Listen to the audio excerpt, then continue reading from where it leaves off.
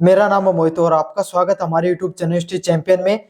तो जैसा कि आप जानते हो, आपका जो पेपर होने वाला है foundation of the political science का, उसका जो अगला महत्वपूर्ण प्रश्न आपके सामने एकात्मकता और संघात्मक सरकार की विशेषताओं और बताइए और उनके अंतर बताइए।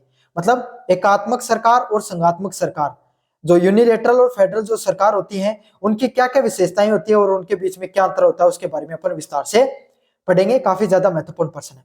तो ये जो पीडीएफ मैं आपको पढ़ा रहा हूं, या अगर आप फ्री में डाउनलोड करना चाहते हो तो आपको क्या करना है, चैनल को सब्सक्राइब करना है। जैसे चैनल को सब्सक्राइब करोगे, डिस्क्रिप्शन में प्लेलिस्ट का लिंक मिलेगा, वहां से जाकर तो आप अन्य वीडियो देख सकते हो। और डिस्क्रिप्शन में आपको टेलीग्राम चैनल का लिंक मिलेगा। जैसे उस पर क्लिक करोगे, टेलीग्राम चैनल को ज्वाइन हो जाएगा आपका। ज्वाइन करने के बाद में आपको फाइल वाले सेक्शन में जाना है, वहां पर लिखा होगा BA first semester political science, उसकी पीडीएफ डाउनलोड कर लेना। वहां पर आपके सामने पीडीएफ मिल जाएगी और अच्छे से पढ़ लेना। साथ के साथ फ्लिपकार्ट और मंत्रा से कोई प्रोडक्ट खरीदना चाहते हो तो यहाँ पर जो व्यू प्रोडक्ट वाला ऑप्शन है, इस पे क्लिक करके खरीद सकते हो। सबसे ज्यादा डिस्काउंट आपको देखने को मिल जाएगा। समझ में आ गया? तो जरूरी नहीं जो मैं टैग कर रहा हूं वही खरीदो, और कुछ भी खरीद सकते हो जो भी आपका मन हो खरीदने का। चलो शुरू करते हैं अपन। एकात्मक व संघात्मक सरकार शासन की शक्तियां के केंद्र व क्षेत्रीय इकाइयों के बीच में विभाजन के आधार पर अलग अलग स्वरूप प्रस्तुत करती है। मतलब जो एकात्मक व संघात्मक जो सरकारें होती हैं, वो शासन की जो शक्तियों के केंद्र व क्षेत्रीय इकाइयों के बीच में विभाजन होता है, उसके बीच में अलग अलग प्रभाव होती है। मतलब एकात्मक क्या होती है, आपके सामने एक व्यक्ति के हाथ में सत्ता होगी। और संघात्मक, जैसे कि आपको नाम से पता चल रहा है, आपके सामने संघात्मक का अर्थ होगा कि लोगों के बीच में लोगों हैं, एक से अधिक लोगों के हाथों में क्या होगी, जनता के हाथों में सत्ता देखने को मिलेगी। शक्ति का विकेंद्रीकरण देखने को मिलता है किसके अंदर, विकेंद्रीकरण का अर्थ होता है एक से अधिक लोगों के बीच में शक्ति होना। उस प्रकार की सरकार को संघात्मक सरकार के नाम से जाना जाता है। और शक्ति सिर्फ एक व्यक्ति के हाथों में हो, उसको एकात्मक सरकार के नाम से जाना जाता है।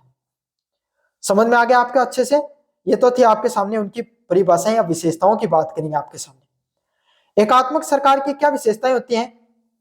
एकल सत्ता केंद्र में शासन की सभी शक्तियों और कानूनी प्राधिकरण एक ही केंद्रीय सरकार में निहित होते हैं। मतलब शासन में जितनी प्रकार की शक्तियां दिखाई पड़ती हैं, वो सिर्फ एक ही व्यक्ति के हाथों में होती है। एकात्मक सरकार ऐसे समझ लो राजशाही सरकार या तानाशाही सरकार। तानाशाही में एक ही व्यक्ति के हाथों में सत्ता होती है, किम जोन के हाथों में सारी शक्तियां, हिटलर के हाथों में सारी शक्तियां थी। तो एक ही व्यक्ति के हाथ में सारी शक्ति होना क्या कहलाता है आपके सामने, एकल सत्ता के नाम से जाना जाता है। अच्छा, एकात्मक सरकार होगी तो संविधान कैसा होगा, एक ही संविधान देखने को मिलेगा। देश में एक संविधान होता है। मतलब इसका अर्थ यह नहीं है कि भारत में भी एक ही संविधान है तो क्या हम एकात्मक सरकार है, नहीं नहीं, आपके सामने। साथ के साथ आपके सामने उसमें क्या होता है, सिर्फ एक ही संविधान आपको देखने को मिलता है। संविधान आपके सामने भारत में भी एक है, लेकिन हम एकात्मक सरकार नहीं। क्यों नहीं, अगले पॉइंट से आपके सामने पता चल जाएगा। प्रांतों की अस्तित्व है। प्रांतों का निर्माण और उनकी शक्तियां पूर्ण रूप से केंद्रीय सरकार की इच्छा पर निर्भर करती है। मतलब जो केंद्रीय सरकार, लोकतांत्रिक रूप में भी एकात्मक सरकारें होती हैं, उसमें क्या होता है आपके सामने जो सत्ता होती है वो सिर्फ केंद्रीय सरकार के हाथों में डिपेंड करती है। भाई भारत में क्या है, राज्य सरकार वो अपने हिसाब से फैसले लेते हैं, केंद्र सरकार की नीतियों पर भी उनको निर्भर रहना पड़ता है, लेकिन वो चाहे तो अपने फैसले भी खुद से ले सकते हैं। राज्य सूचियां, उसमें राज्य में जितने जो राज्य सूची में जितने अधिकार क्षेत्र दे रखे हैं उसमें अपने हिसाब से फैसले ले सकते हैं। केंद्र सरकार के फैसलों को भी उनको मानना होता है। लेकिन जो एकात्मक सरकार है उसमें पूर्ण रूप से आपको किस पर निर्भर होना पड़ेगा, राज्य सरकार पर निर्भर होना पड़ता है। किस पर निर्भर होना पड़ता है आपके सामने, पूर्ण रूप से आपके सामने राज्य जो केंद्र सरकार है उस पर निर्भर होना पड़ता है। सॉरी, मैंने राज्य सरकार बोल दिया था, केंद्र सरकार पे आपको पूर्ण रूप से निर्भर होना पड़ता है। केंद्र उन्हें शक्तियां दे सकता है, वापस ले सकता है। केंद्र चाहे तो लोगों को शक्तियां दे सकता है और केंद्र चाहे तो उनसे शक्तियां छीन भी सकता है आपके सामने। समझ में आ गया आपको? अगले वाला पॉइंट है लचीलापन। संविधान लचीला हो सकता है और आसानी से संशोधित भी किया जा सकता है। मतलब संविधान है वो आपके सामने कैसा हो सकता है, लचीला हो सकता है। ऐसा नहीं कि मोड़ जाएगा, ऐसा नहीं। लचीला क्या होता है, जिसके अंदर आप आसानी से बदलाव कर सकते हो। समझ में आ गया? जो संविधान में बहुत आसानी से आपके सामने जो बदलाव किया जा सकता है उसी संविधान को लचीले संविधान के नाम से जाना जाता है। समझ में आ गया? तो ब्रिटेन का सबसे लचीला संविधान माना जाता है। क्यों? उसमें बहुत आसानी से बदलाव किए जा सकते हैं। नागरिकता कैसी होती है आपके सामने, एकल नागरिकता देखने को मिलती है, एक व्यक्ति को सिर्फ एक ही नागरिकता होती है। जैसे कि ब्रिटेन, फ्रांस, जापान व चीन जैसे देश हैं, इनके अंदर जो सत्ता पाई जाती है, जो सरकार पाई जाती है, वो किसका उदाहरण है, एकात्मक सरकार का उदाहरण है। किसकी, ब्रिटेन, फ्रांस, जापान व चीन जैसे देशों की जो सरकार है उसको किस नाम से जाना जाता है, एकात्मक सरकार के नाम से जाना जाता है।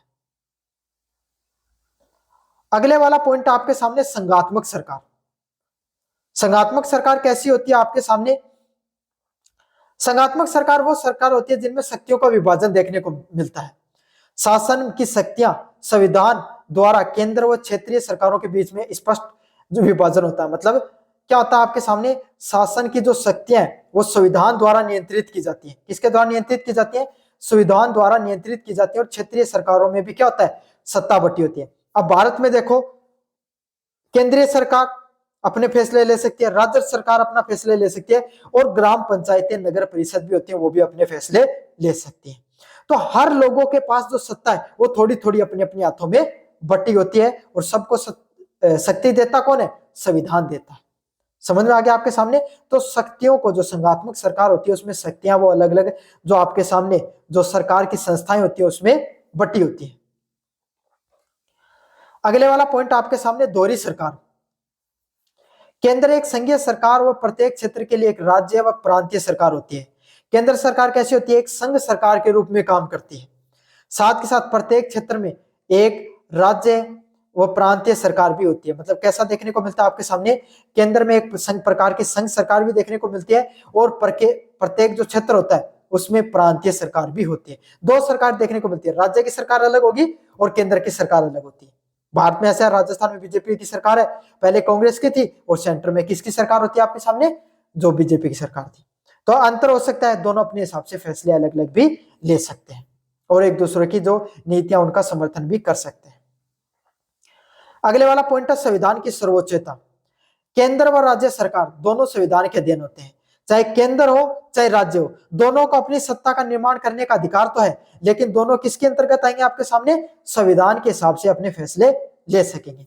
और संविधान ही देश की सर्वोच्च कानून होता है, और सबसे बड़ा सत्ता जो सबसे बड़ी शक्ति किसके हाथों में होती है, संविधान के हाथों में। संविधान ही सबसे बड़ी ताकत होती है, संविधान ही सबसे बड़ी सत्ता होती है। समझ में आ गया, सब कुछ संविधान के हिसाब से ही चलता है, किसमें, आपके सामने जो लोकतांत्रिक परंपराओं में। अगला पॉइंट आपके सामने, कठोर।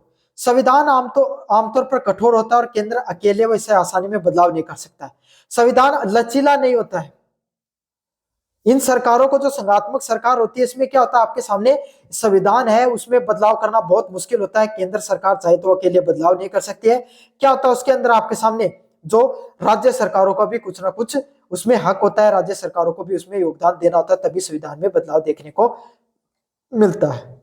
भारत में भी अगर कोई ऐसा संविधान संशोधन है जिसमें राज्य पर भी प्रभाव पड़ेगा, तो राज्यों से भी आपके सामने सहमति लेना जरूरी होती है। और संयुक्त राज्य सरकार अमेरिका जैसे देशों में तो संविधान को बदलाव करना बहुत ज्यादा मुश्किल है, क्योंकि हर स्टेट का अनुमति मिलनी बहुत ज्यादा जरूरी होती है उसमें। स्वतंत्र न्यायपालिका, केंद्र व राज्यों के बीच में विवादों को सुलझाने के लिए एक स्वतंत्र न्यायपालिका देखने को मिलती है। मतलब किस प्रकार की न्यायपालिका देखने को मिलेगी, एकदम स्वतंत्र न्यायपालिका होगी, जो केंद्र व राज्यों के बीच में अगर कोई टकराव देखने को मिलेगा। समझ में आ गया आपके सामने, केंद्र सरकार ने कोई नीति लागू की, राज्य नहीं लागू कर रहा है, राज्य की कोई बात है वो केंद्र नहीं मान रहा है, तो क्या हो सकता है, दोनों न्यायपालिका में जा सकते हैं, सुप्रीम कोर्ट में, और सर्वोच्च न्यायालय है जिसके हक में जो सही फैसला है वो देने का काम करता है। तो यही है, केंद्र व राज्यों के बीच में अगर कोई विवाद हो जाता है तो उसको जो न्यायपालिका है वो उसको सुलझाने का काम भी करती है। न्यायपालिका भी देखने को मिलती है, इसमें न्यायपालिका का भी हक होता है। दखल अंदाजी देखने को मिलती है लोकतांत्रिक परंपराओं में, संघात्मक लोकतांत्रिक परंपराओं में। नागरिकता, एक प्रकार की जो दोहरी नागरिकता देखने को मिलती है, चाहे अमेरिका हो गया, जो अमेरिका उसमें दोहरी नागरिकता, और भारत में एकल नागरिकता। मतलब नागरिकता वेरी करती है, संघात्मक में दोहरी भी हो सकती है और एकल भी हो सकती है, उसमें सिर्फ एकल होती है एकात्मक सरकार में। उदाहरणों की बात करें आपके सामने, तो संयुक्त राज्य अमेरिका है वो हो गया, भारत में केंद्र के पास ज्यादा शक्तियां, और कनाडा व ऑस्ट्रेलिया जैसे देश हैं, ये अलग अलग प्रकार के जो देश आपके सामने जिसमें संघात्मक सरकारें पाई जाती है। अब आपके सामने बात करें एकात्मक व संघात्मक सरकार में अंतर। पहला पॉइंट है शक्ति का स्रोत, मतलब किसके पास ज्यादा शक्तियां होती है। तो एकात्मक सरकार में जैसा आपको नाम से पता चलता है, ज्यादा केंद्र सरकार के पास ज्यादा शक्तियां होती है। किसके पास? केंद्र सरकार की इच्छा के अनुसार ही काम होता है। केंद्र सरकार जैसे फैसले लेती है उसी के हिसाब से फैसले होते हैं। तो सबसे ज्यादा शक्तियां किसके पास होती है भाई? केंद्र सरकार के पास ही सारी की सारी शक्तियां देखने को मिलती है। अगले वाला पॉइंट है संघात्मक सरकार। संघात्मक सरकार में क्या होती है? संविधान सबसे बड़ा होता है, संविधान सर्वोच्च होता है। जो फैसला संविधान लेगा उसी के हिसाब से सभी के सभी चीजों में क्या है? बदलाव देखने को मिलता है। तो सारे बदलाव किसके अनुसार होते हैं भाई? संविधान के अनुसार ही सारे के सारे बदलाव देखने को मिलते हैं। सत्ता के विभाजन की बात करें, एक ही स्तर पर केंद्रित होती है। एकात्मक सरकार किस चीज पर निर्भर करती है? आपके सामने सिर्फ एक ही स्तर पे निर्भर करती है, एक ही लेवल पे चलती है। समझ में आ गया? केंद्रीय सरकार पर ही ज्यादा निर्भर करती है एकात्मक सरकार, जबकि संघात्मक सरकार है वो केंद्र व राज्यों के बीच में जो विभाजन होता है उनके ऊपर निर्भर करती है। कुछ चीजें केंद्र की भी होती है, कुछ चीजें उसमें राज्य सरकार की भी होती है। तो दोनों के बीच में शक्तियां वो विभाजित होती हैं, जो संघात्मक सरकार में। एकात्मक सरकार में सिर्फ केंद्र सरकार पर ही ज्यादा चीजें निर्भर करती हैं। अगले वाला पॉइंट आपके सामने संविधान की प्रकृति। संविधान की प्रकृति कैसी होती है आपके सामने? जो एकात्मक सरकार में, एकात्मक सरकार में मैंने बताया था संविधान में बहुत आसानी से बदलाव किया जा सकता है। तो कैसा होता है? लचीला होता है। समझा? तो आसानी से किसी चीज को तोड़ मरोड़ सकते हैं, तो मतलब कैसे होता है? लचीले होते हैं ना, तो वैसा ही होता है। और जो संघात्मक सरकार है, सभी लोगों की जो फैसले लेने में जरूरत पड़ेगी, तो कैसा है? लचीला नहीं बल्कि कठोर है। कोई चीज आसानी से नहीं मुड़ती है तो क्या होती है? कठोर होती है ना। तो इसी तरीके से जो संघात्मक सरकार होती है उसमें संविधान है वो लचीला होता है। न्यायपालिका की बात करें, स्वतंत्र न्यायपालिका आवश्यक नहीं है। एकात्मक सरकार में ज्यादातर केंद्र सरकार की चीजें चलती हैं, केंद्र सरकार के फैसले चलते हैं, तो न्यायपालिका काफी बार स्वतंत्र नहीं होती है। लेकिन संघात्मक सरकार में क्या होता है? आपके सामने अलग अलग प्रकार की सरकार है, सत्ता है, तो उनमें विवाद होगा, और विवाद होगा, विवाद को निपटाने के लिए एक स्वतंत्र न्यायपालिका है उसकी जरूरत पड़ती है। तो स्वतंत्र न्यायपालिका का भी बहुत बड़ा योगदान होता है इसके अंदर आपके सामने। अगले वाला पॉइंट आपके सामने प्रांतों की स्थिति। अलग अलग प्रांत होते हैं, केंद्र के अधीनस्थ केंद्रीय शक्तियां वापस ले सकता है। मतलब सारी की सारी शक्तियां किसके हाथ में होती है भाई? केंद्र सरकार के हाथों में सारी की सारी शक्तियां होती हैं। तो केंद्र सरकार ही वो क्या करता है? आपके सामने सारी शक्तियों को धारण करके रखता है।